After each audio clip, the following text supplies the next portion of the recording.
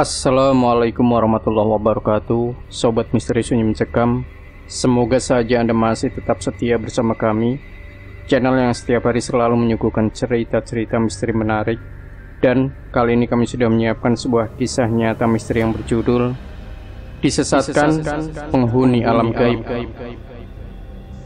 Cerita ini merupakan pengalaman pribadi penulis saat pertama belajar ilmu terawangan. Supaya lebih hidup, penulis dipanggil aku. Berawal dari coba-coba, aku naik turun gunung mencari guru spiritual yang handal. Bahkan majalah kesayangan ini pun tak luput dari dahaga akan ilmu gaib. Aku terus mencari ke berbagai tempat, mulai dari memasuki hutan angker, di punden-punden keramat, sungai dan lain-lain, hanya untuk sekedar mengasah kemampuan diri yang kumiliki. Aku ditemani oleh Pak Asor sebagai guru spiritual. Tak jarang pepatah bilang, ilmu ginawuh kelawan lelaku betul-betul dirasakan. Sebagai Odi, seorang pemuda belia yang masih ngangsu kaweruh akan ilmu yang dimiliki, aku tak pernah putus asa untuk terus menguji kemampuan. Sehingga suatu hari Pak Asor menyuruh Odi untuk pergi ke hutan untuk mencari tempat agar Odi bisa benar-benar merasakan kemampuan yang dimiliki. Malam pencarian pun tiba. Di suatu malam yang semakin mencekam, Odi memulai perjalanan. Tampak langit begitu gelap. Tetapi beberapa menit kemudian, sang Dewi Malam muncul dengan sinar terangnya. Aku mulai memasuki hutan, berjalan setapak demi setapak, dengan memegang sebuah senter berukuran kecil yang kubawa diam-diam. Hingga tiba-tiba, bruk! Aku terjatuh tersandung sebuah batu. Senterku jatuh entah kemana. Kulihat ada sebuah batu yang menghalangi langkahku. Kakiku terasa sakit. Aku mencari senterku di sekitar batu yang membuatku jatuh, tetap tidak kutemukan. Aku lelah mencari, akhirnya kuputuskan terus melangkah walau tanpa senter. Aku tetap bertekad untuk melanjutkan langkahku. Suasana semakin hening, yang terdengar hanyalah langkah kakiku. Suara-suara binatang malam yang terus menggoda keberanianku. Suara jangkrik yang berloncatan. Suara kodok pun ikut menemani. Juga udara malam pun menyelimuti tubuhku. Sang Dewi Malam pun tersenyum manja melihatku seorang diri menyusuri hutan. Sinarnya membantu memudahkan langkahku. Pohon-pohon menjulang tinggi. Udara malam yang membuat tubuhku semakin kedinginan.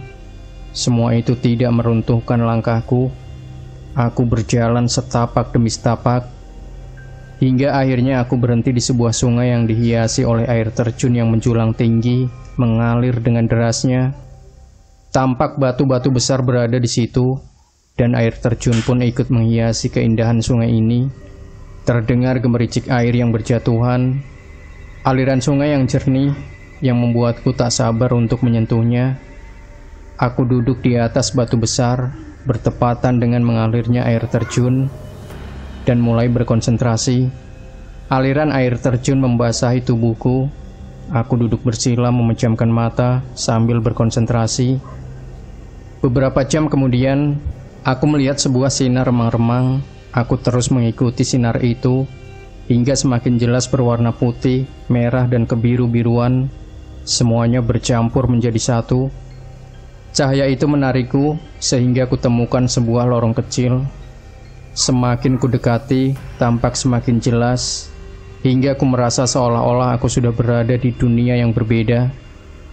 Mungkin inikah alam hunian yang jadi penasaran kaum kebatinan. Dek, jantungku berdetak kencang. Terlihat beberapa penampakan-penampakan. Aku berusaha kontemplasi dengan penghuni di jagat gaib. Assalamualaikum ya Gabitullah, kataku. Agak lama terdengar, siapa Kisanak? Ada keperluan apa mengusik alam kami? Tegasnya dengan wajah sangar, terlihat aura merah yang pekat. Wujudnya bagai gorila dengan taring dan kuku-kuku tajam, seolah-olah siap untuk mengoyak jantungku. Maaf Kisanak, saya hanya meminta izin berkunjung ke tempat ini. Sudikah kiranya Kisanak bisa mengantarkan saya ke penguasa di sini? Jawabku.